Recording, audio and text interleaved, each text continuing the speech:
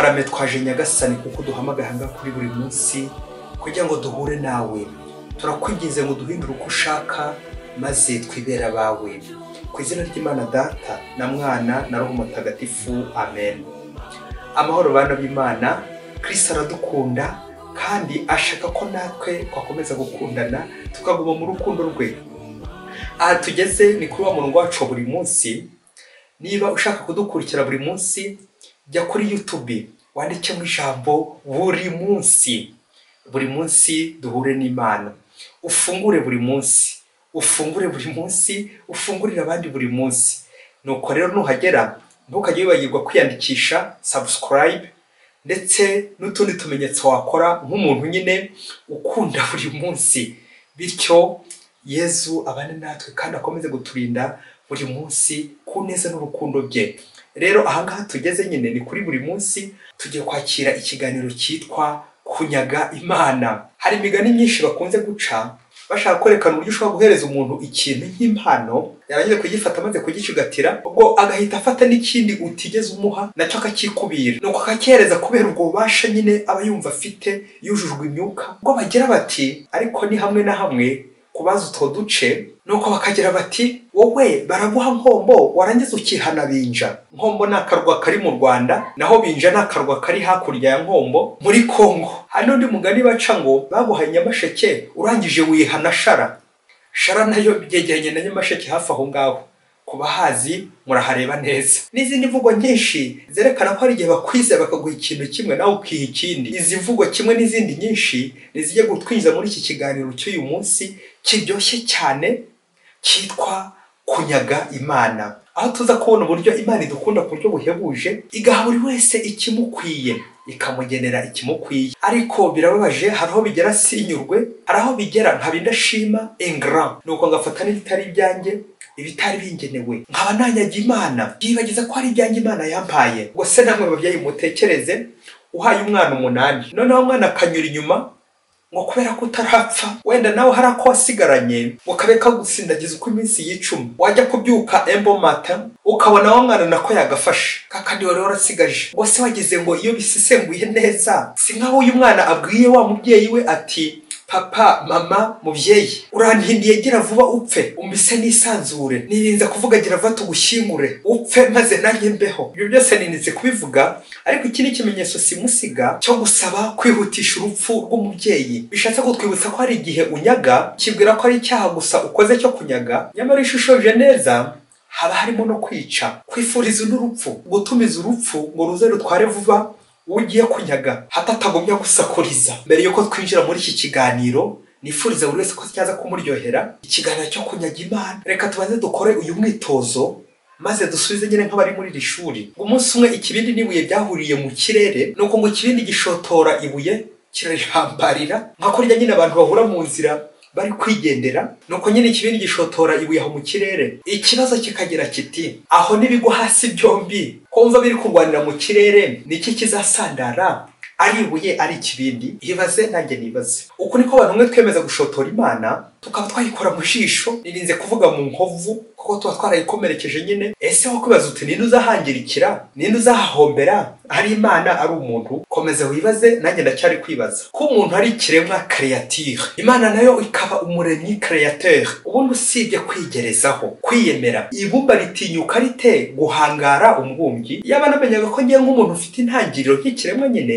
nkagira n'iherezo ko nzapfa igihe nikigera, nakagombye guca bugufi ngasaba Imana imbabazi. Bityo nagiye nyishotora nyikora mu jisho, aho nagiye nyiriganya, aho nagiye nkinyaga, aho nagiye nigerezaho hose, bityo ngapfukama ngaca bugufi ngasaba imbabazi kandi nkemeza ko uzasubira hato ntazasandara. Nirinze kuvuga guhomboka kandi byaba Nyagasani witaye ku byaha byacu ninde warokoka. Bana b'Imana, iki kiganiro kirandeba ngewe padiri uko nzi neza ko ndi umunyabyaha n'umunyantege nke, wawundi ukeneye imbabazi z'Imana. Iki kiganiro kandi kirareba abashinze ingo nk'abantu Imana yatumye mu rugo ngo bayikorere mu budahemuka. Kandi iki kiganiro kirareba abihaye Imana bo Nyagasani yahamagariye mu buzima bwo kumwegurira burundu, ubuzima bwabo bugashushanya nk'ikimenyetso cy'abagiye mu ijuru, uko tuzabaho turi mu ijuru. Ikiganiro kandi kirareba abasore n'inkumi bitegura kwinjira muri uwo muhamagaro ari ugushingurwa no kwiha Imana, babandi bakiri kwishakashaka kugira ngo nyine bafate ibyemezo badahubuka, kirebe basaza n'abakecuru, aho buri wese nyuma yo kwiyumva aza kugarura ibyo yitije,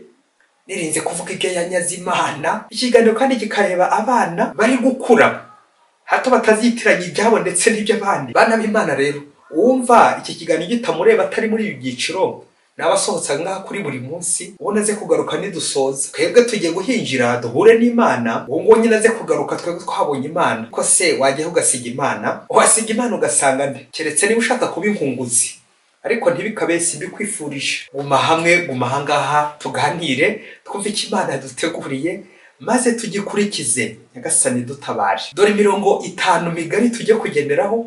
Ubwo umubare 5 muri Bibiliya usobanura la grâce, inema, imbabazi, imigisha. Ubwo rero izi ngingo uko ari 5 nze kuzirangiza nanjye, maze kuzitondagura neza, nze kubona aho icyaha cyanjye cyo kunyaga Imana giherereye, n'uburyo nakizinuka burundu, bityo nkomeze mbe umunyamugisha.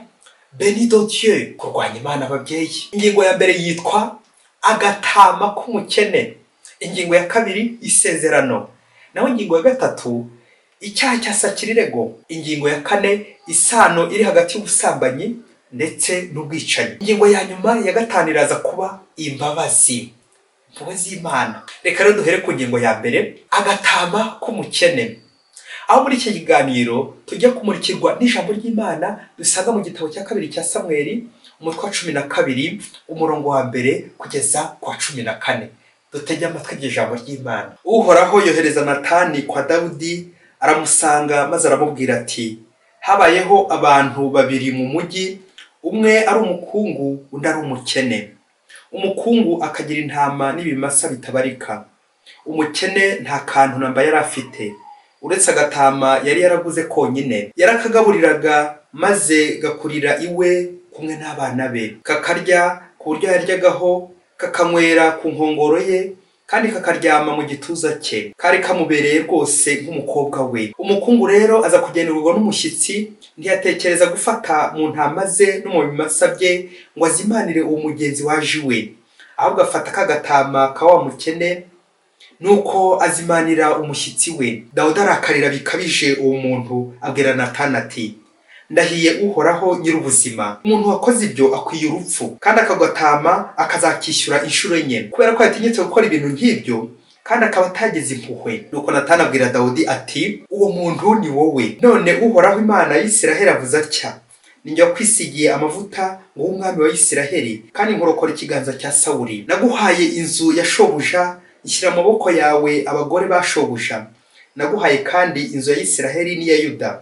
N'ibyo bidahagije nzongeraho n'ibindi nk'ibyo. Niki cyatuma usuzugura ijambo ry'Uhoraho ugakora ibitamushimisha? Wicishije inkota Uriya w'umuhiti, ufata umugore we umugira uwawe, naho we umwicisha inkota y'Abahemoni. Ubu rero inkota ntizava mu nzu yawe, kubera ko wansuzuguye kandi ugacyura muka Uriya w'umuhiti ukamugira umugore wawe. None rero dore uko Uhoraho avuze, nzaguteza ibyago bivuye mu nzu yawe bwite. Nzafata abagore bawe wirebera n'amaso yawe, mbaho undi muntu azaryamane nabo imbere yawe ku manywa y'ihangu. Wowe wabikoreye mu rwihisho, ariko njye ibyo nzabikorera imbere ya Isiraheli yose, kandi ku mugaragaro amanywa ava.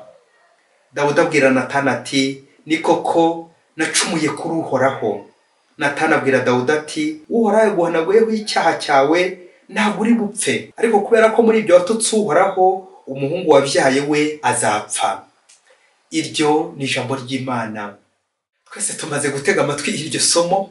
Muri iri somo harimo icyaha Dawudi yakoze, ni icyaha cy'ubusambanyi, agatwara umugore w'abandi, Betsabe umugore wa Uriya. Mbere yaho umutwe wa 11 kumvamo uburyo yashatse guhishira iki cyaha, ikarangira nyine kuko nyakibatarara bushyitsi icyaha cyakimenyekanye, ikaza kurangira yishe ari gushaka kugihishira. None Imana irababaye birumvikana, imutumyeho umuhanuzi Natani kumumenyesha icyo cyaha yakoze. Ibyo byaha byose yagiye yungikanya, birangira ahangaha nyine Dawudi yemeye icyaha, akagabanyirizwa ibihano. Twumvise uburyo yasabye imbabazi. Bityo uko yasabye imbabazi agaca bugufi imbere y'Imana, akababarirwa. Yamvugo ngo usabye imbabazi wese arazihabwa. Ese akagatama k'umukene ni mouton, ni brebis, ni itungo koko ry'umutindi? iri ngiri umuntu ajya kuragira cyangwa arya. Aha twumvise ko hari imvugo ushushanya Natani nawe akoresha, imvugo Dawudi yagombaga guhita yumva vuba na bwangu, ngo hoze nyine ari umushumba w'inka mbere hose, umushumba w'intama. Ubwo Nyagasani yamukuye inyuma y'amatungo akamuhamagara kuyobora umuryango w'Imana. Ibyo se bagiye babigarukaho, ntacyo Nyagasani atari yaramukoreye. Tekereza nawe iyo ntera iri hagati y'itungo, intama ndetse n'umuntu. Urebe uburyo iyo promotion ishyushye Imana yahaye Dawudi ku buryo bukaze pe, nta Imana itari yaramukoreye. Urebe icyo cyizere Imana yagiriye Dawudi, ikamuha ikamugabira, none bigezeho Dawudi nyine yongera kwiha. Baguhaye ngombo none wihaye nabinja. Yumvikane anyugushura Imana muri abantu Imana yamuhaye, noneho agashaka kubategeka kubigarurira, agashaka kubakoresha uko ashaka, akibagirwa ko ari impizanye Imana yamuhaye atarabe bwite, ko hagarariye Imana, ko atari umunani we cyangwa umugabane we. Iyo ni serivisi abereyeho Imana, agomba gukorera Imana. Ngako bavyeyi, agatama k'umukene, nyuma yo kubona no kwiyumvira ko agatama ari umuntu wese uciye bugufi uri mu maboko y'umunyamaboko, naho umukene ko ari umuntu wese uciye bugufi nanone, ariko wa wundi unyuzwe na duke twineza afite, wa wundi ukenera n'Imana koko, ahubwo ko nutwo tumubeshejeho ari kurira ari kuganyiraho, wa munyamaboko agira atya akomeza n'ubundi kugenda amukurikirana, natwe ashaka kutumunyaga, akawa mugabo mbwa urya utwe akajya n'utw'abandi. Ntitwabura kwibutsa uburyo aka kantu ujya kuvuga ca karongo, uburyo Imana ari yo mukene wa mbere. Ku buhe buryo rero? Imana buri gihe ijya ku ruhande rw'urengana, ubabaye, umunyantege nke, umunyabyaha, urengana, upfukiranwa, kugira ngo mugenzereze gute? Imurengere, imurenganure, imukize, imuvuganire. Ngubwo ubukene bw'Imana ikenera abantu babandi baciye bugufi kugira ngo nyine ibagire neza. Imana reka ajya ku ruhande uwo barenganya, uwo batoteza. Ngubwo ubukene bw'Imana ishaka ko abantu bose bakira, bahirwa. Kumvise uruhande rw'Imana, umwanya w'Imana, naho umukire we ari wo munyamaboko, umutegetsi. Ubundi uyu mwanya ubusanzwe akagombye kuba ari uw'Imana, umunyabubasha nyine umusumba byose. Ariko burya ndababwiza ukuri, mu rugo iyo umugore ashyize hejuru, ashinze, nanjye kuvuga n'induru n'akamo, ubundi umugabo yubashye uzi ubwenge yakagombye koroshya agaca bugufi, kuko bose baramutse bahuriye hejuru, bagahura hejuru nka cya kibindi n'ibuye biri kurwana, ndakubwiza ukuri umuriro wahita waka. Nguko uko Imana igihe ibonye twazamuye turi mu birere, twazamuye umutwe cyangwa twashinze umutwe, iyo iragabanya ikagenda buhoro buhoro, iyo ikajya munsi akayamvugo ngo uw'agatwe gato akarinda uruguma. Nguko bamwe dufata umwanya w'icyubahiro w'Imana, umwanya w'ikuzo ry'Imana, tukayinyaga, tukawigarurira. Rero umukire, umunyamaboko, niba tuvyumvise neza, ni umuntu nyine ukurusha amaboko. Uwo nguwo ukurusha amaboko nta niwe ukwambura, niwe ukunyaga, agakunyunyuza, agakunyugushura, akagukubita, agakurwanya. Nguko gushikuza, ukwiba, ugasahinda, ugasahura. Nguko kurwana n'Imana. Ushaka kurusha Imana amaboko, ushaka gusumba Imana, ushaka kwihibya Imana. Ngaho nawe tekereza umuntu ushaka gusumba Imana, nguko kuyinyaga, kunyaga agatama k'umukene, nuko yugushura Imana nyine. Nyuma yuko umaze kumva kugenga byose, ukigira ikigirwamana nawe akamana gato, utegeka bose, ukaba kwigarura abantu bose, babategetsi biha kwica, ukumva wakwica ugakiza. Ako n'agatama k'umukene, ako n'agatama k'umukene uri kunyaga. Bana b'Imana duce bugufi, bana b'Imana twitonde. Ibi byabaye kuri Dawudi, ndiduhema kubibona kuri izi ngoma zacu zo hirya kure cyane muri Afurika. Kwigira ikigirwamana, petit Dieu. Imana ikaba yaguha igihugu, akarere, umurenge, paruwasi, diocese, urugo, babantu uyobora ku kazi n'ahandi hose. Nuko rero ugafata abantu bose amatwi, ukabicarira, ukabaryamira, sinakubwira, ukibageza ko ugomba kuba uri mu kigo cy'Imana nk'umugaragu, serviteur. Nuko aho gukorera Imana ahubwo ukikorera, nako ukayikoresha, aho guhagararira Imana ukihagararira, bikazarangira wihagaritse. Irinze kuvuga kwihagarika nko mu isoko, mu nzira, ahubwo niho gusanira nka cya kibindi twavuze haruguru, cyagushotora ibuye mu kirere. Agatama k'umukene, muyobozi. Ndifuza gusoza iyi ngingo y'agatama k'umukene nibutsa icyo Kiliziya itwibutsa mu byaha bine bitabaza ubuvunyi bw'Imana, kuko tubisanga muri gatigisimu ya Kiliziya Gatolika nimero 1867. Icya mbere ni ubwicanyi bugambiriwe, icya kabiri ubutinganyi, icya gatatu gutsikamira umukene, icya kane kuriganya umukozi igihembo cye.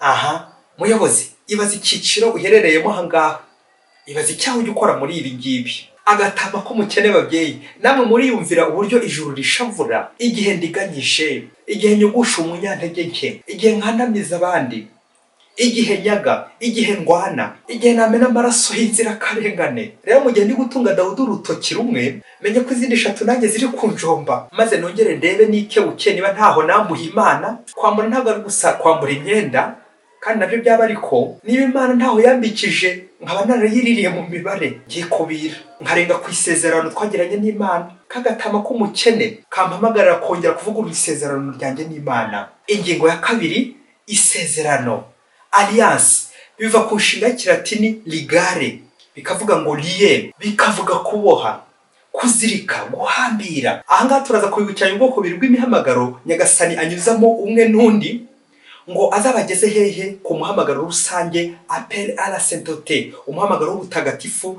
anacyo cyita rusange twese tugomba gukorera, kuko twaremeye twese kugira gute, kuzajya mu ijuru. Iyo mihamagaro ni ugushinga urugo, ukanyura mu isakamento ryo gushyingirwa, ndetse n'umuhamagaro wo kwiha Imana uhagarara n'isakamento ry'ubusaseridoti. Ni gute rero muri iyi hamagaro yombi umuntu ashobora kunyaga Imana, kuyirwanya bitabuze? Ntirinze kuvuga guhangana nayo. Ibaze nawe umuntu w'ikiremwa ari guhangana n'umuremyi Imana. Igisubizo nta kindi ni ukwiyemera, ngashaka guhambura, ngashaka kubohora, gutandukanya icyo Imana yafatanyije. Nk'uko tubisanga mu Ivanjiri ya Matayo umutwe wa 19 umurongo wa 6, icyo Imana yafatanyije ntawe ushobora kugitandukanya. Ibaze nawe Imana iziritse intama yayo mu bwatsi butoshye kugira ngo iyo ntama ikomeze irishe ishishe, none nawe uritambukiye kubera ubunajuwa bwawe uciye cya kiziriko cy'Imana.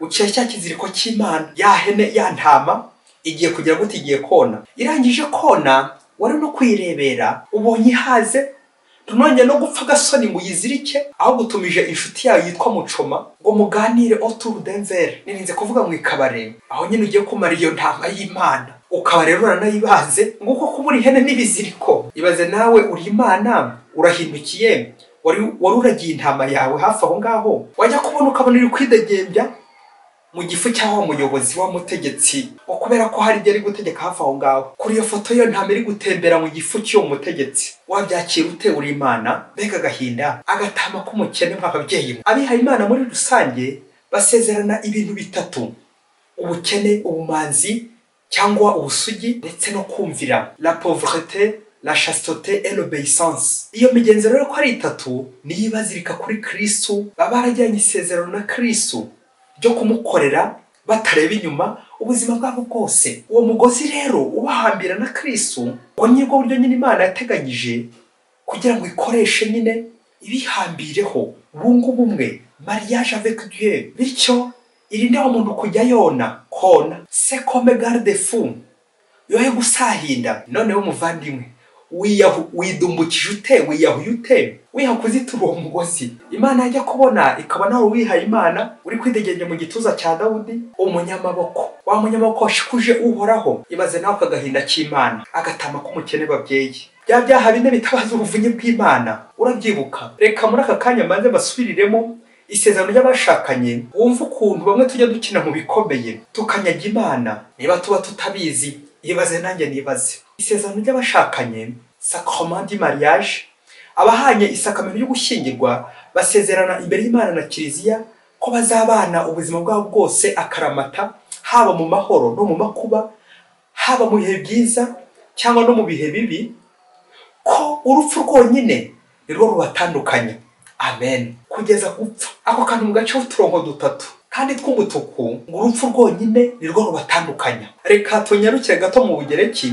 Ndashaka kuvuga muri filozofikum, kumve neza ahantu tumaze gucaho uturongo 3. Niba urupfu rwonyine ariko rutandukanya abashakanye, kandi hari umugabo bita Simbikangwa n'umukobwa bita Ntibindeba bari gusenya ingo z'abandi muri iyi minsi, bakinjira mu rugo rw'abandi, umwe akajya hagati y'umugabo n'umugore we, n'undi nawe nuko. Ubwo donc yumvikane ko Simbikangwa ni urupfu mu rugo rw'abandi, n'uyu musista Ntibindeba yarangije kuba urupfu mu rugo rw'abandi nawe. Mbega impfu ziraha ababyeyi. Aha, burya iyo uciye inyuma uwo mwashakanye, burya uhita uhinduka urupfu, kuko nyine ari urupfu rwonyine rushobora gutandukanya nyine abashakanye. biteye ubwoba ababyeyi. Yesu we, wasanga nanjye hari urugo nabayemo urupfu, wasanga hari kominota y'abihaye Imana nabayemo urupfu. Cyagenda ishya hagati y'umugabo n'umugore we mu rugo rwabo nkabatandukanye, kihangishwaho, kitambika hagati yabo. Nta soni koko. Cyajya nkomeza gukurikirana uwihaye Imana ngo muteshe umurongo, muteshe umuhamagaro, ngo atiyo nzira.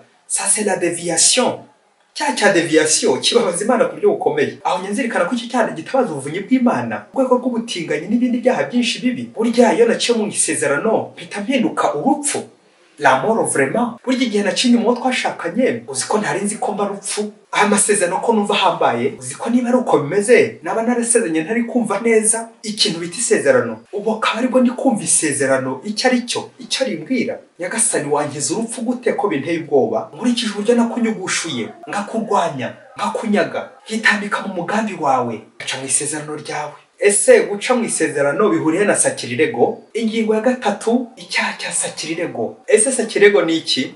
Abana bamwe kuri sakirirego bati ni ibyaha nka 25, abandi bati ni icyaha cyagucisha umutwe urebye nabi kikagucisha n'ijosi. Aha ndakubwiza ukuri, abandi bari kure y'ububi bw'iki cyaha cyangwa n'ukuri kuri iki cyaha. Sakirirego ni amagambo abiri y'ikilatini, sacere bivuga ikintu gitagatifu, na legere bivuga voler, profaner, no kwangiza, no kwiba, no gucumurira ibintu bitagatifu, kugira nabi uwihaye Imana, gushotora, gutuka, gucumurira ibintu bitagatifu, kwangiza, kwandavuza ibintu bitagatifu, ahantu hatagatifu, abantu ushimuta abihaye Imana, bashimashima warangiza ukabashimuta, nguko kubanyaga Imana ukabigarurira n'ibindi byose bijyanye nabyo. Ariko nifuza cyane kugaruka ku isano iri hagati y'isezerano wagiranye n'Imana n'iki cyaha cya sakirirego. Ndakubwiza ukuri mubyeyi, akantu ugiye kuvuga ugacaho akarongo, ikintu cyose cyageze mu ngoro y'Imana kigapfa guhakandagira, ariko nawe ubyumve nyine uko gihakandagira, kiba cyabaye gitagatifu. Ikintu cyose Imana yakozeho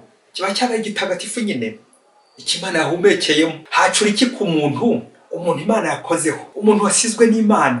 Kakuri twabyumvise kwa Dawudi, Imana ikamusiga amavuta matagatifu, Krisima, amavuta ya Kristo nyine. Ndakubwiza ukuri nyine aba yabaye mutagatifu. Umuntu wese watowe n'Imana, Imana ikamutuma, aba yabaye mutagatifu. Aha, witonde, ntabwo ari umutagatifu, ahubwo mutagatifu iyo uwiretse wirinde kugira uyishyira imbere, kuko ntabwo ari umutagatifu ahubwo mutagatifu. Iyo uyitonde ntuyishyireho imbere. Rero kirazira kikazirizwa gucokoza ibintu bitagatifu, abantu batagatifu. Kandi nanone isezerano ujyanye n'Imana rihita rihinduka nyine ritagatifu, uko Imana nyine yarikozeho, kubera ko Imana yashyizeho umukono, yashyizeho kashe yayo. Rero muvandimwe usijye kwirengagiza, iyo uciye mu isezerano navuze Imana yahumekeyemo, isezerano ritagatifu, wageze ngo hari sakirirego iruta iyo ngiyo. Abashakanye nabo basezerana imbere y'Imana na kiliziya mu ngoro yayo ntagatifu, bose babireba ku mugaragaro izuba riva. Ngo se uci inyuma iryo sezerano ritagatifu ugaca inyuma uwo mwashakanye,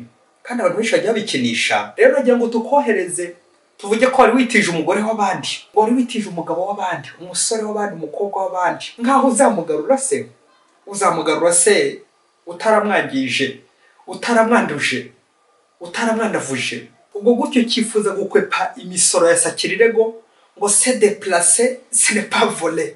Aha, uko niko tujya twiyorohereza inyoroshya cyaha. Ariko ko nakwiyorohereza kose, yemenya ko Imana yarangije kubabara, akanagatama k'umukene nitije nyine. Ubwo rero ukabugushije wihaye Imana, nirinze kuvuga ko hari n'abigusha cyangwa bakagwira intama z'Imana. Uwihaye Imana ukaba wagwira undi, warangiza ugakomeza wigamba ngo kwari ukwitiza, uzamugarura se, yamigisha se itarahungutse. Ibaze nawe umuntu utinyuka akihandagaza, agahungura amavuta y'Imana, akayasiriba pe, agahungura imigisha y'Imana. Aha niho mubyeyi w'inararibonye ubwira umwana we ati, wa mwana we ntuzisazira. Utinyuka guhungura amavuta y'Imana ntuzisazira. Agatama k'umukene, agatama k'umukene. Aha nyine ukabura agashimuse nta mikino. Ndakubwiza ukuri bavandimwe, wihaye kurondora umubare w'udutama tw'abakene dushimuta buri munsi, ntiwabarisha na mudasobwa gusa ngo bivemo. Ikiruta rero bavandimwe aho bigereye ni uguca bugufi nka Dawudi twamwumvise, ngasaba Imana imbabazi aho nabaye rupfu, aho nagiye nca mu isezerano, aho nakoze sakirirego, nkareka gukomeza nungikanya ibyaha, nkora Imana mu jisho, nyambura, nyinyaga.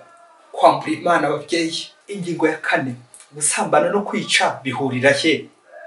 cyangwa bihabanye gute? Nihe sano iri hagati y'ubusambanyi n'ubwicanyi? Utangazwa n'ukuntu mu mategeko y'Imana ko ari 10, itegeko rya 5 ndetse n'irya 6 uko yabishoreranye bitubuza ibyo byaha byombi: ntuzice, ntuzasambane. Uburyo bikurikirana, umuhanga ati gusambana bihamagara kwica, nusambana bikagushyikira uzamenye ko no kwica biri ku muryango, cyangwa wasanga byarangije kuba biri kugenda byitorotoza buhoro buhoro. Rero tutira tujya mu bisekuruza bya kure n'imiryango, isano iri hagati y'ubusambanyi no kwica ni isano y'urupfu. N'urupfu nicyo bipfana nyine, naho icyo bipfa cyo ntukimbaze, ariko nyine birapfana nguko gupfana nyine. Rero murumva ko bikomeye, ni ugupfa n'inshuti yawe igapfa, mugapfana umuturanyi wawe.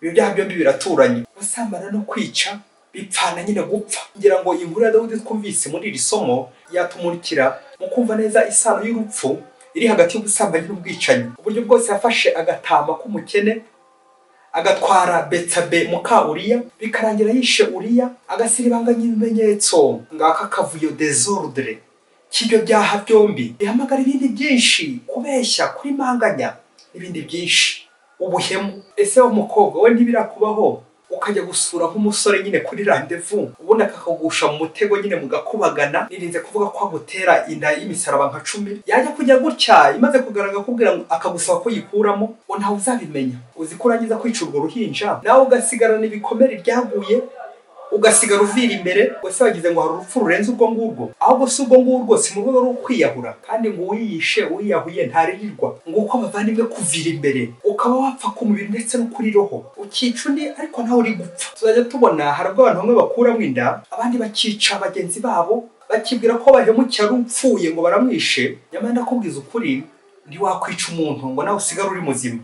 Usibye impuhwe z'Imana nta gikomere ufite. Agatama k'umukene gasobanura izo nzirakarengane udashobora kwivugira umaze kwica iyo nzirakarengane. Bakristo bavandimwe, nyuma kumva ko bigoye ko hari wakwikura muri uwo mubare, kuri iyi liste yo kunyaga Imana, kwambura Imana, guhuguza Imana, kurwanya Imana, kurwana n'Imana no kurwana n'Imana bitabuze, ndakubwiza ukuri nta kindi cyakurikiraho usibye guca bugufi. Aho nabaye rupfu, aho nabaye imakasi, cyagagura isezerano ry'Imana, ngakora nzasakira irego, ngashimuta agatama k'umukene, reka nce bugufi, bityo nanjye ntabaze ubuvunyi bw'Imana. Imana icumona izamba, ntiyite ku buhemu bwanjye n'amafuti yanjye, amakosa yanjye, ibyaha byanjye, maze imbabarire. Reka rero dutabaze ubuvunyi bw'Imana ngo itubabarire, imbabazi impuhwe z'Imana. Ingingo ya 5 ari nayo ya nyuma, imbabazi, le pardon, la miséricorde divine.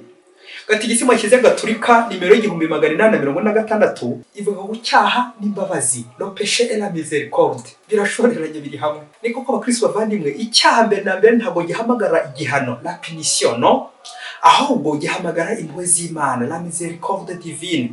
Kuko Imana yanjye icyaha ariko igakunda umunyabyaha.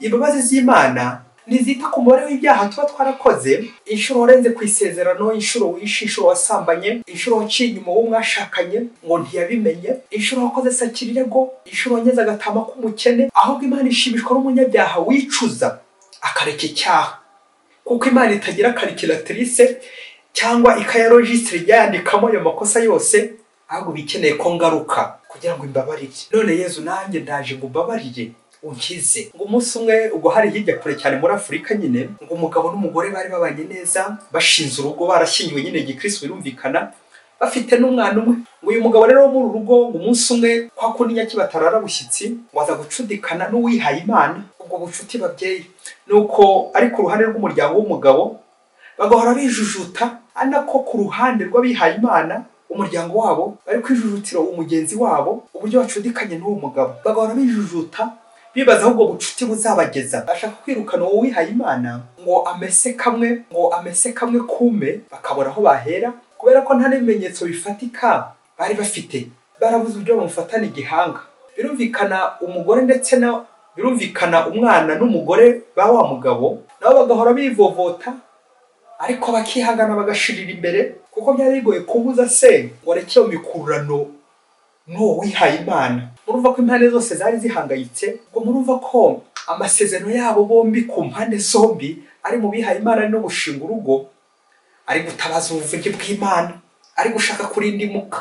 nuko uwo mubano w'amakemwa uhinduka mone kurante ibisanzwe. Ntihajya nongera kujya byibazaho igihe uyu wihaye Imana ari kumwe n'uyu mugabo bari kwidegenya nko mu nzira, uyu mugabo washingiwe igikristo nawe n'uyu wihaye Imana wakoze isezerano rya burundu. Yewe niba ari gahunda z'ubutumwa bari gupangira hamwe igihe bari kumwe, ibaze nanjye nibaze. Uyu mugabo rero by'akarusho mu rugo rwe bakaba bari batunze ibintu byinshi, ibintu bya mirenge pe, akize pe ku buryo bw'agatangaza.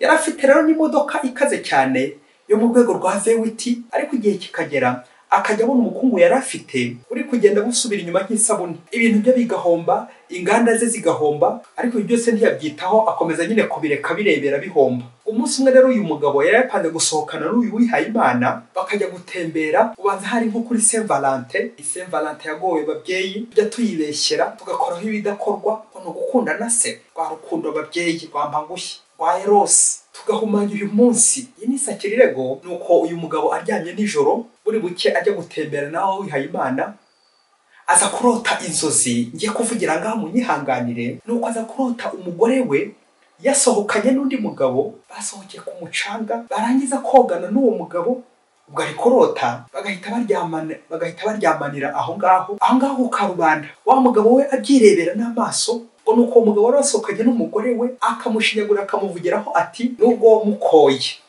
mugashyingirwa. Niko umugabo akuramo undi shaka gukubye inshuro 100 ku mafaranga, rero ntacyo wavuga imbere yanjye. Nuko wa mugabo yabireba muri izo nzozi akagira agahinda gakomeye, uburyo yakoye umugore we, banabyaranye birumvikana, uburyo bamutwaye akanuye, ari kureba nk'ikiyuko ku buryo atashobora no kuvuga cyangwa muvuganire, kuko ngo uwo mugabo wari wamusohokanye yari umusirikare ukomeye wo mu rwego rwo hejuru, ufite amapeti, urinzwe. Noneho yatekereza ibyo kujya kumushikuza ngo yongere amwigarurire, agatekereza ko bahita bamurasa ubundi agahata ubuzima. Nuko agahitamo kubireba n'agahinda kenshi, atavuga nyine yumiwe, wagira ngo yariho agapfukamunwa nako agahomamunwa. Izi nzozi babyeyi, umukene arota icyo ashoje. Nuko wa mugabo akangutse, ubwo bwari bumaze gucya, ngaho fora niba yarakomeje rwa rugendo rwo gusohokana na wa wihaye Imana. Nuko wa mugabo ari maso, byumvikane ari kubona noneho amaze kwitegura neza no kwatsa imodoka, ahamagara umugore we, ngaho fora icyo wamuhaye ni amafaranga se yamuhaye yo kuza guhaha. Nuko aramubwira ati uramenye niba ukunda ubuzima bwawe sinze kugusanga aha ngaha, kuko ibyo nkubonyemo iri joro n'uriya mu generale ntabyihanganira, nze ngusanga wageze iwanyu 1 2 3. Nuko wa mugabo ahita yatsa ya modoka yiwe aragenda, ariko ko akagiye yabishe, ariko kubita agatoki kandi yarakaye wese ngo burya nibiri umugore we yiberamo. Nuko ntiyamenya igihe yataye umuhanda, ya modoka no mu manga ngo pa irahirima, muri ako kanya itinduka n'ubushingwe. Cyakora kubwo igitangaza cy'Imana, wa mugabo we bamukuramo yavunaguritse, bamujyana kwa muganga, baramuvuza arakira. Ndabizi murashaka kumbaza niba yarari kumwe n'uriya wihaye Imana. Sinshaka no kuvuga uburyo uyu mugore we ariwe n'ubundi wakomeje kumurwaza ngo akire. Turanibuka kandi mbere yo kwinjira mu modoka uburyo yari yarasize amwohereje iwabo. Ibyo byose sinshaka kubivuga, ahubwo ndifuza kugaruka ku buryo uyu mugabo yaje gusubiza ubwenge ku gihe, noneho atari kurota, akabona ko ziriya zari inzozi, ahubwo ari we nyakubwirwa, ari we wabwirwaga. Bavuga ibigoramye, imihoro ikarakara. Ako kanya wa mugabo aragenda apfukama ahantu habiri ngiye kubabwira, ndetse n'aha gatatu hazaziramo. Nuko aragenda apfukama imbere yawe wihaye Imana, waho ni nyine yari yarambuye Imana, maze amusaba imbabazi ko atazongera na rimwe kumutesha umutwe n'iyo mihuro, imibonano y'amakenga idasobanutse, kandi atikize no ko buri wese yakomera ku muhamagaro we ntawe uvundiye undi. Wa mugabo arangije agaruka no ku mugore we, nawe bigenza atyo amusaba imbabazi. Uburyo bwose yagiye amurenganya, n'uburyo bwose yagiye bamubabaza we n'umwana, igihe yagiye kwanduranya mu bihaye Imana b'abandi, birumvikana ko bose bamuhaye imbabazi. Ndakubwiza ukuri, ubu urugo rwe rumeze neza, rurubakitse, n'urugo rw'amahoro, babanye neza rwose ku buryo bw'intangarugero. Sinibavuga uburyo baje kongera kuzamuka mu bukungu nyuma yo guhura n'uruva gusenya bene ako kageni. Ubu bameze neza, mbese ubu ni urugo rwiza kugeza ubu. Nifuza kandi ko mutambaza ibyawe wihaye Imana, uburyo nawe akomeje akataza muhamagaro we, kuko icy'ingenzi ni uko buri wese nyine acunga izamu rye, bityo ntihagire umutsinda igitego, kandi byaba bibajeho gutsinza igitego cy'umutwe. Padiri, frere, masere, buri wese nacunga izamu rye, ntawe ugusha, ntawe wigwira, buri wese nakomere ku muhamagaro we. Bana b'Imana, kwambura Imana, kunyaga Imana, kurwanya Imana, gushikuza Imana, kunyugushura Imana, kurwana n'Imana. Ndakubwiza ukuri, uwo ni umwaku, ni umuvumo, c'est la malédiction vraiment. Nta mahoro bitanga usibye imbabazi z'Imana. Naho undi n'ibikomere by'indani uhorana umunabi, uhorana umushiha, ugahora uvira imbere nyine, ukavira mu rugo, ukavira mu mubano, ukavira mu muhamagaro. Nyamara yaba uruzi imbabazi z'Imana, si tu savais le don de Dieu, ko nta cyanya gasana atababarira. Ndakubwiza ukuri wambara nka Dawidi twumvise muri iri somo, ndetse no muri Zaburi ya 50 cyangwa 51 yitirirwa Dawidi asaba Imana imbabazi kubera biriya byaha yaramaze kungikanya. Natwe tugapfukama tugasaba imbabazi, bityo cyakiru yatira gusubiza iby'abandi inshuro enye koko ndi Dawidi nawe yavuze. Byo nangije nkabisubiranya diverberate sanare, gusanasana nyiri by'abandi, gusanasana ibyo nangije aba nasana aho bishoboka. Iki kiru za nshuro enye. Erega bavandimwe, umutagatifu ntabwo ari umuntu wakoze neza gusa ibikorwa bihambaye byiza, ahubwo ni umunyabyaha wicuza wisubiraho. C'est un pécheur converti. Yezu mwana w'Imana, yaba nanjye nisubiragaho reka kujya kunyaga Yezu mwiza, Yezu wampaye. Wa musaza ati wampaye inka, Yezu wampaye inka. Nkareka kujya nkurwanya, Yezu wampaye inka. Nkareka guhemukira Yezu nshuti nyanshuti. Nkareka gusenya ingo z'abandi, Yezu wampaye inka. Nkareka kuba rupfu ahubwo buzima n'amahoro. Yezu sanze ubizi intege nke zanjye, ndi umunyantege nke n'umunyabyaha. Niyo mpamvu nikubise imbere y'ubwiza bwawe ngo umbabarire, Yesu nyirimpuhwe. Amen. Mbasabye imbabazi aho ntashoboye kuvuga neza uko bikwiye, aho naba nagoretse ijambo, ndetse n'ahandi hose ntashoboye gusobanura cyangwa gusobanukirwa uko bikwiye. Imana imbabarire, kandi namwe mwese mwankurikiye mukomeze kumbabarira. Twese turangwa n'impuhwe n'imbabazi z'Imana. Amahoro kuri twese. Amen. Mwese Imana ibahe umugisha. Imana Data na Mwana na Roho Mutagatifu. Amen. Padiri Musumukuru Ladislas wa Diyosezi ya Cyangugu.